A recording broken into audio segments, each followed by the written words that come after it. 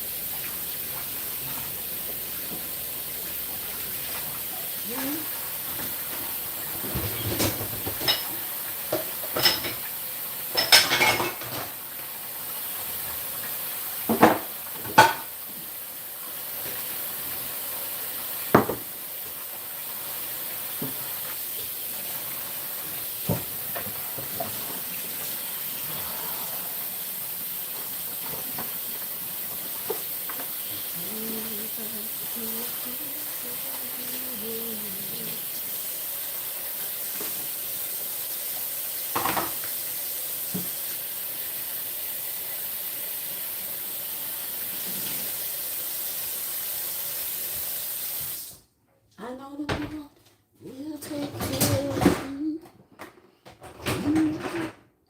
all the way. Yes, all the way. No, this ain't the right one. We are close to something. I had no time.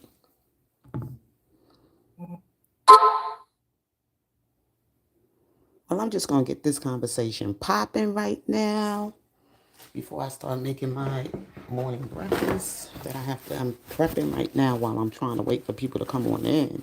But it don't look like nobody is up early on the Sunday morning. To God be the glory. But before I get started, let's say our Father's Prayer. Our Father's Prayer. We're going to start with that this morning. I hope all hearts and minds are clear this morning.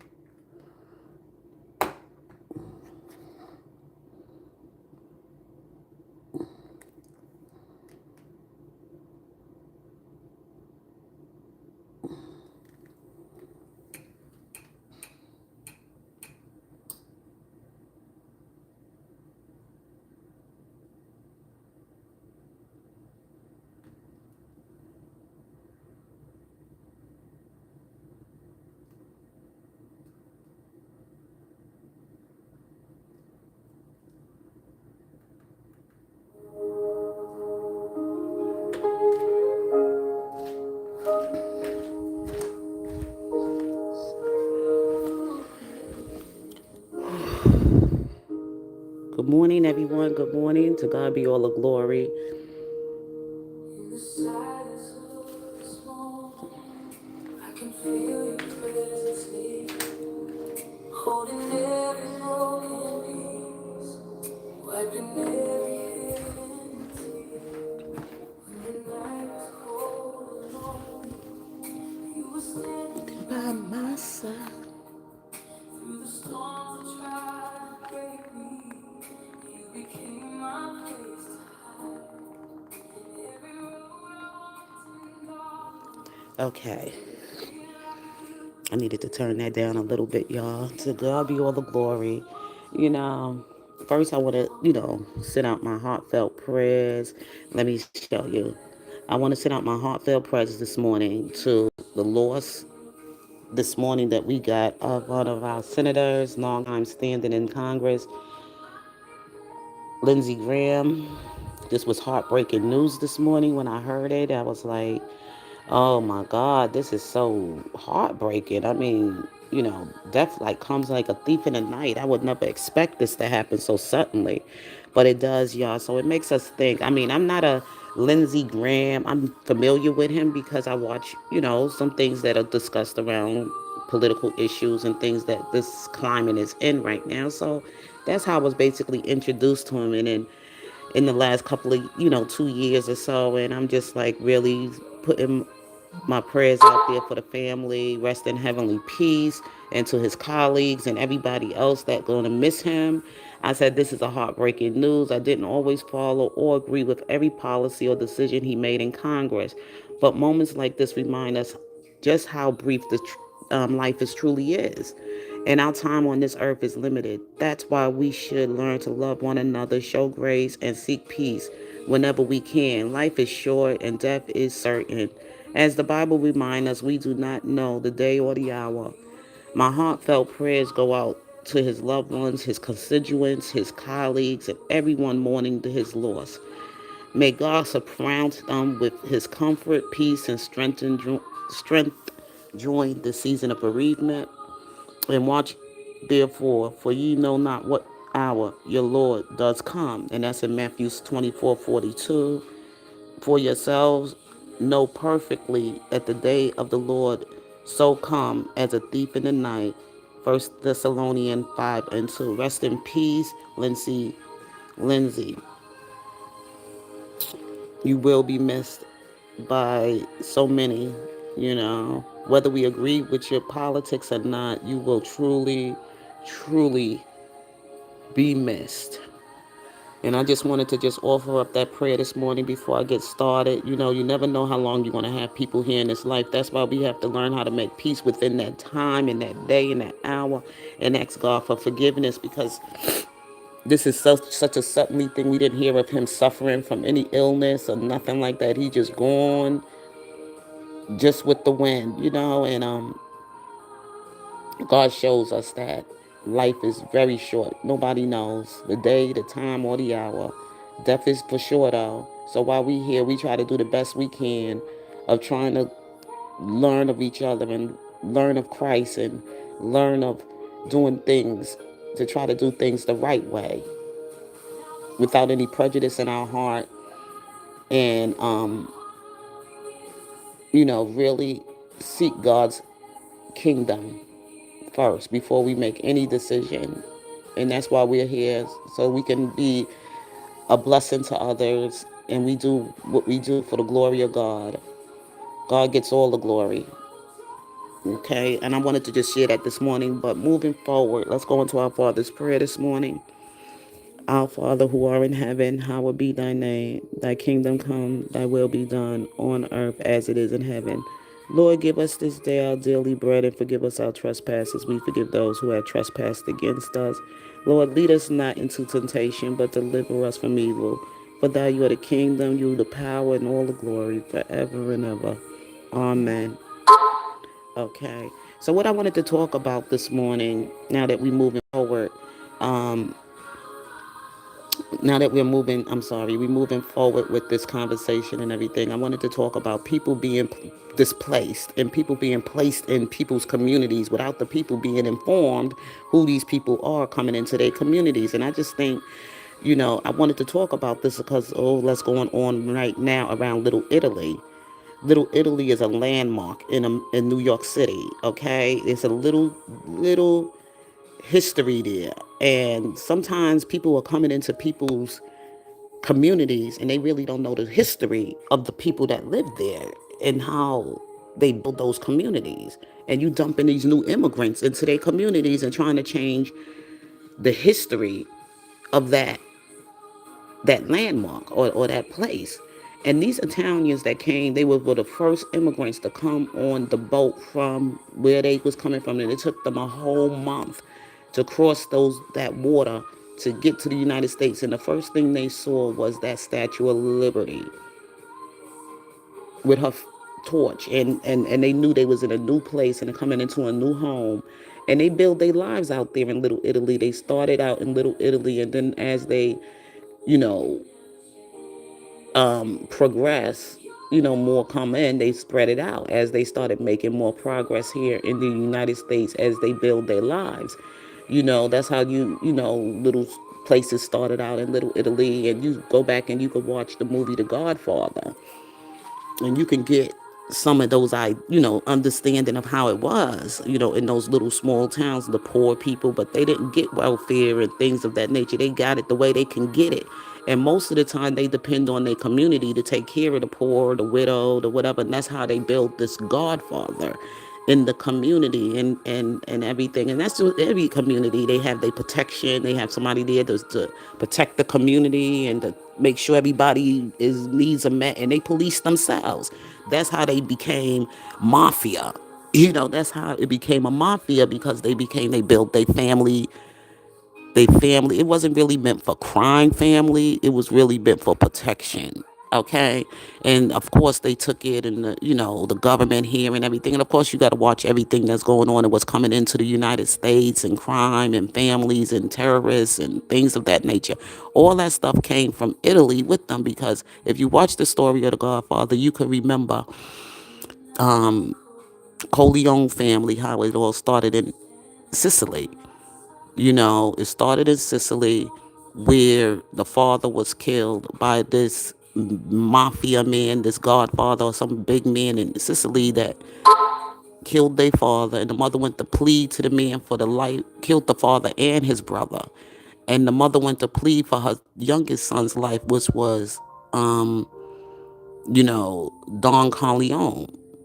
And he was a little kid then, but his name was he was named after the town he came from, but that wasn't really his real birth given name. But anyway, and he was like kind of he was traumatized when he first came, because he was a little boy left out in the world all alone. And then some people from his village, they hit him to get him to the United States of America, to make sure he gets to the United States of America for his protection. And then he got on, and he was a child of a at that time a refugee, because he was an orphan. And if you follow the story, you know that they wasn't really out to harm and kill people. They were just running their family businesses, like the olive oil business from Italy. That's what they did. They did olive oil, and they also joined other partnership with other people from their place that build businesses with them. But they also had to protect their businesses. They had to protect their family and other things. You know what I'm saying? And they, of course, the youngest son, Tony,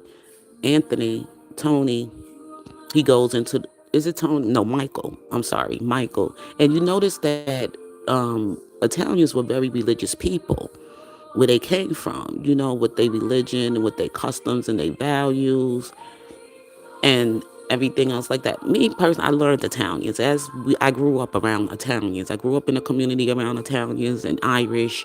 Like I'm saying, I grew up among those kind of people from European countries.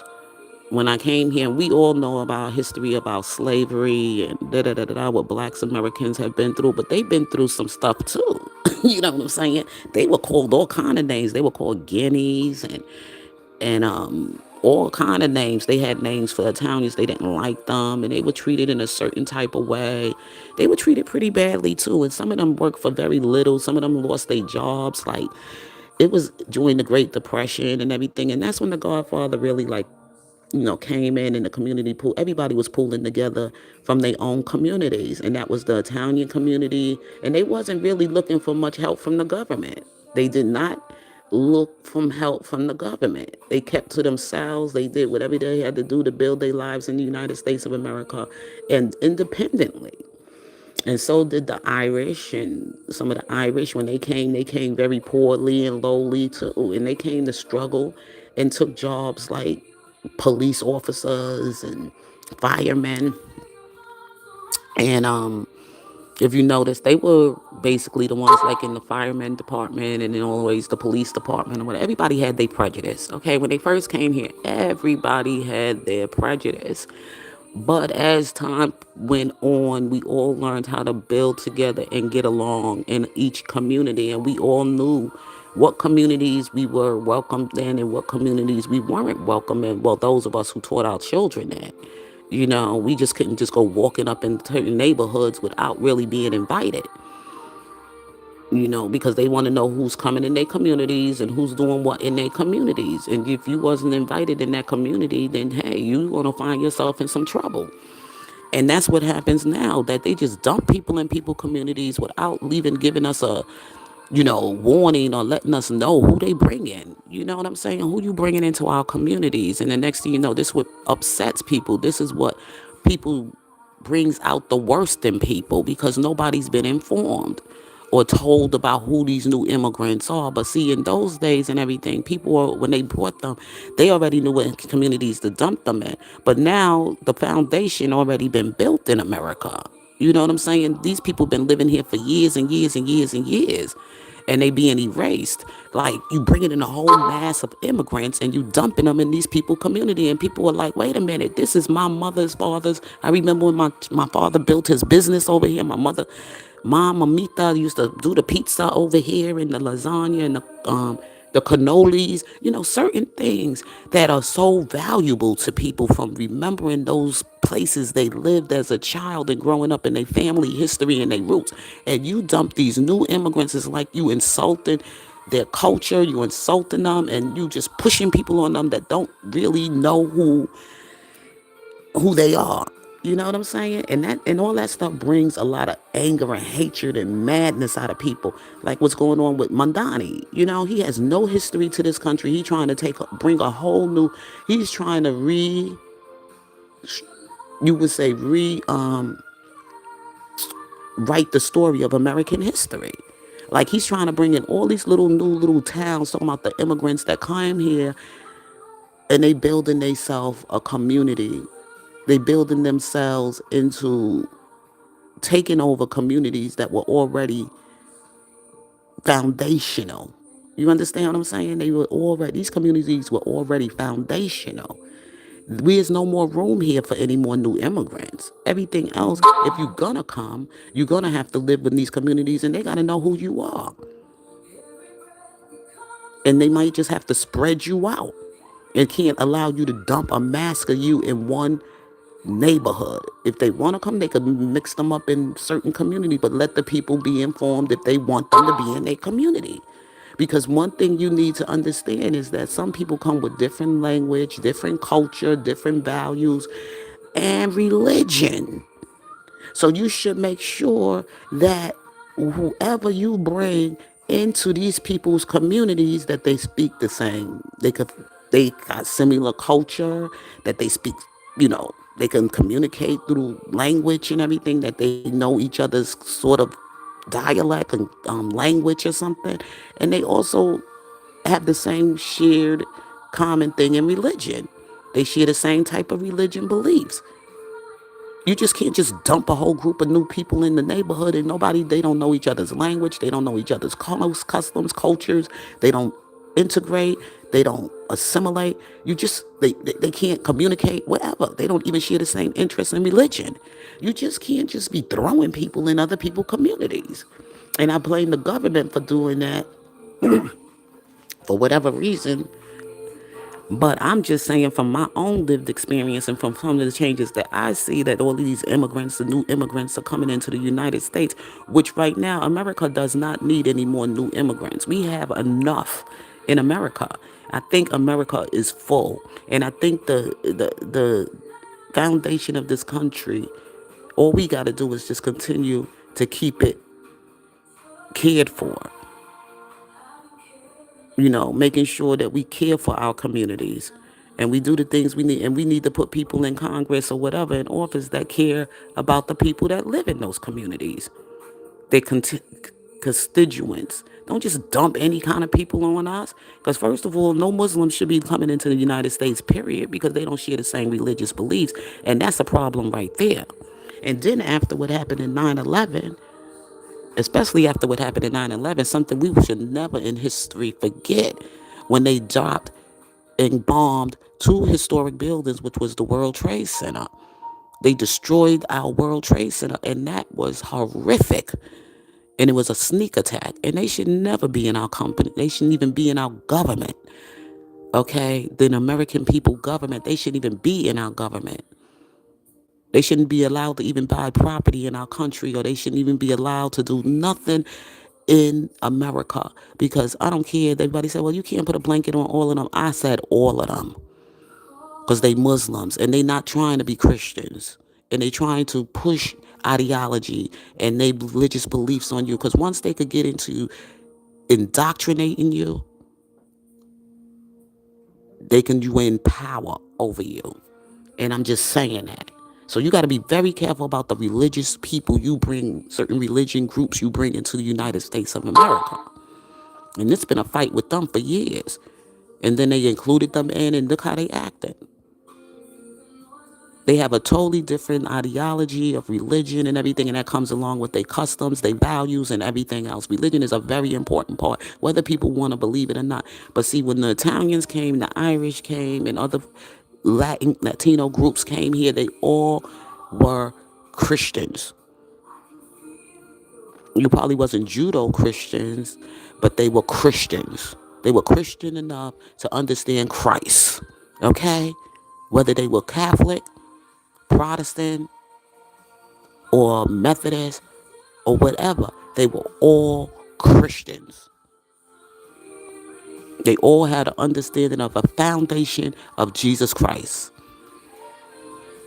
And America is a Christian nation. And I have to keep telling people that because a lot of people don't understand that it's a Christian nation when they took God out of school and they stopped having the children pledge to the flag, to teach them about patriotism, about their nation. When they took all of that away from school, that's when they took us away from knowing that this is a Christian nation. And they took Christ out of our life. And that's the way they do it. So I don't think these people should be coming to the United States of America. They should shut doors to all Muslims, just like the president said. And he's talking from a long history. He's 80 years old. And everything he's saying ain't racist. Some things he is just saying it to protect this nation and to protect the people that live here and to protect the Christians that live in the United States of America. You let these people in, they're going to start, they've been killing Christians, burning churches. Stuff you don't even hear about. God even said it himself that there are certain things we are not supposed to allow to take root in your nation. And especially when it comes to people that don't call on his name. And his name is in Jesus Christ. Christ is the name. Christian. And if they don't call on that name, they shouldn't be coming into your country. God warned us many a times from the time we hit that World Trade Center. With those planes hit that World Trade Center. That was a warning. That was 911. And you just can't go around ignoring it. And another thing, social media has such an influence on people. Because kids will listen to these social media platforms before they listen to their own damn parents. So that's why it's so important when your children are in their youth that you pay attention to everybody around them. You pay attention to what's going on around your community and you teach your children. And you have to get your children a foundation in Christ because that's the only thing. They're going to stand strong like a soldier and whatever, and they fight in this world that we got to live in. There are certain people through ancient time that God cursed and said, these people, he hate these people. And you people are not supposed to be in this nation. He said it. When you talk about the Amalekites, those people knew exactly how to attack the United States of America without us being able to even know they were coming. They killed in religion. They wicked. They come to you nicely like they your friend and smile and do all this other stuff just so you could get comfortable enough. You know, they believe in doing you call halal. Halal is like a clean cut to kill a person. Get close enough so you can kill them, destroy them. And you got to be careful about the things they believe in. When they say halal and they kill an animal before they bless it up to Allah, that's what they do. Before they prey on us, they know how to get close to us and they know how to attack. And that's what these Muslims do.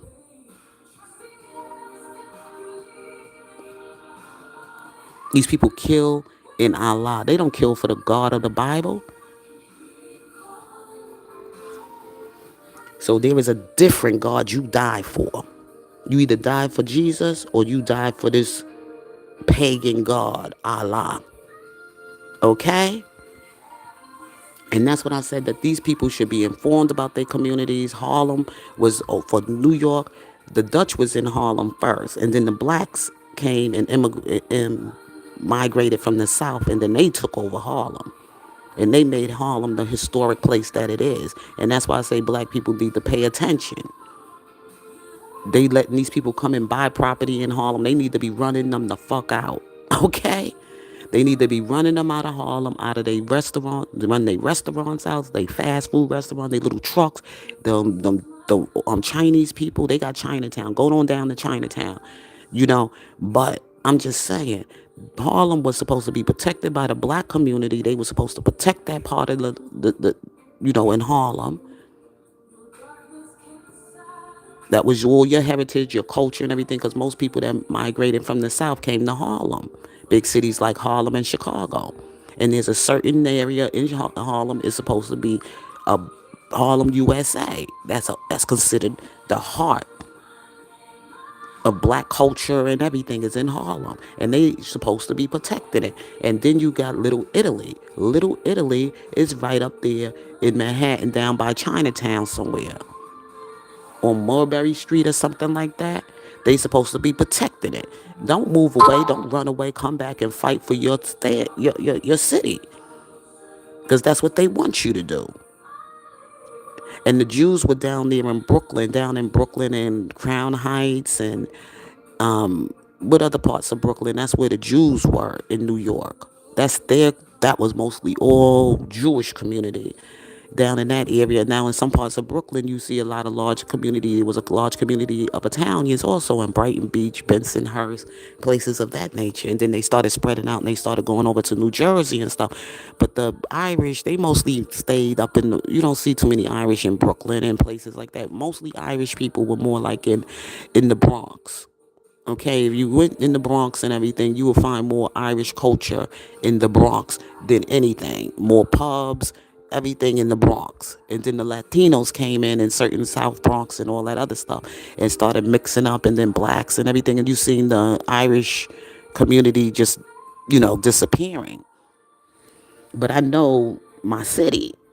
Okay, I know where certain people lived, in certain groups and people and culture and everything. Yes, they fought, they got crazy and everything, but I could tell you one thing: on Sunday it was quiet, because everybody, guess where they were?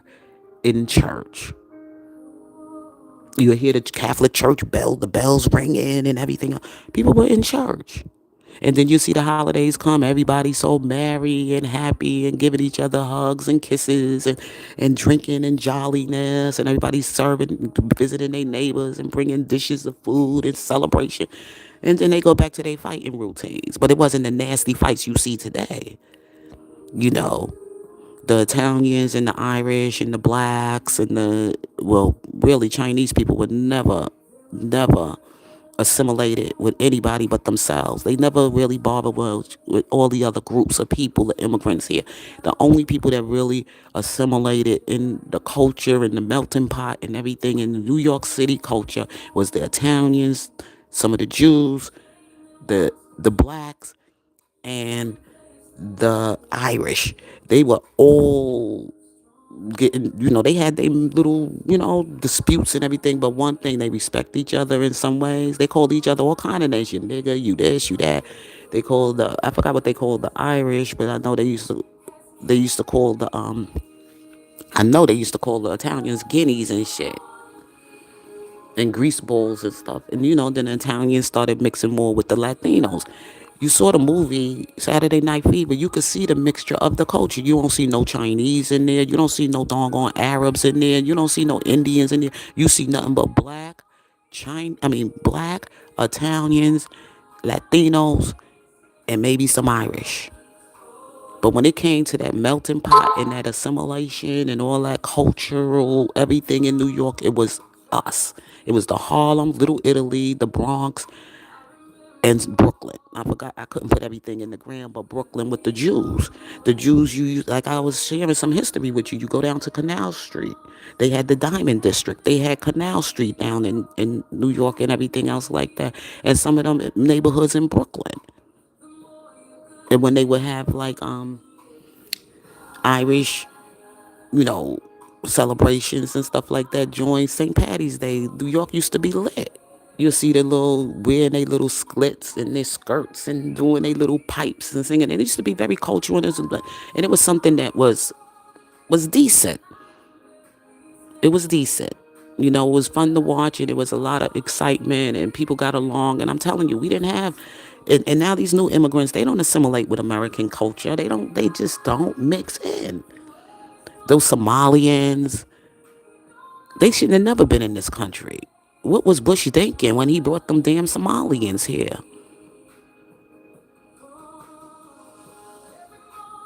And start bringing these people from all these Muslim and these Africans. Oh God, they definitely shouldn't have been in this country. And the reason I say that is because that will bring a lot of problems to Black America.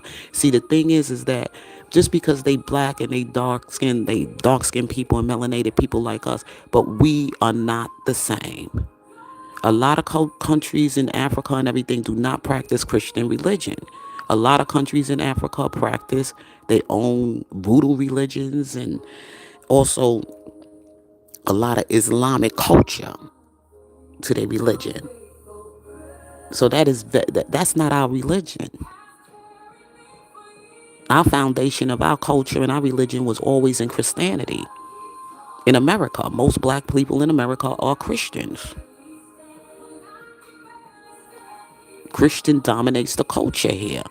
And if they don't come here with those Christian beliefs and those Christian values, it also lived life experiences.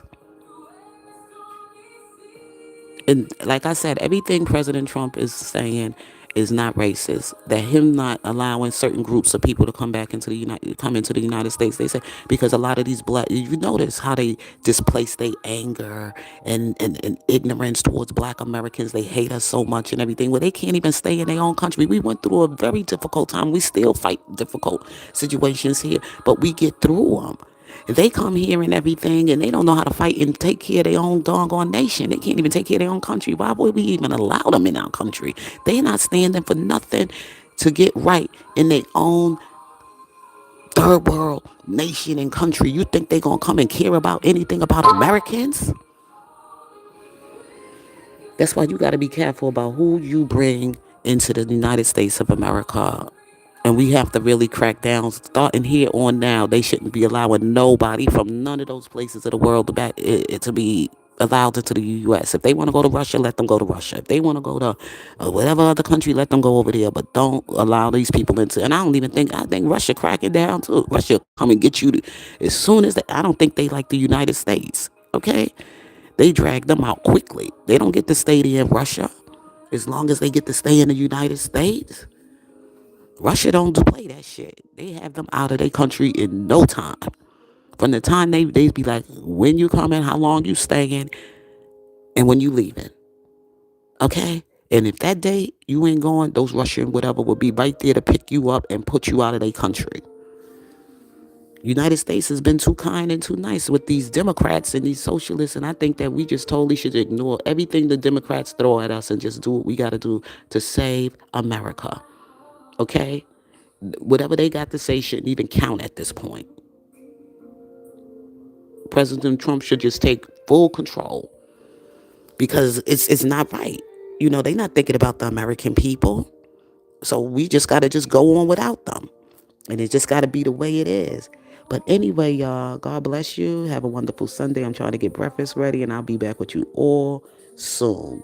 Okay? But I just wanted to just share that out here today. And I'm going to talk a little bit more about it probably later on.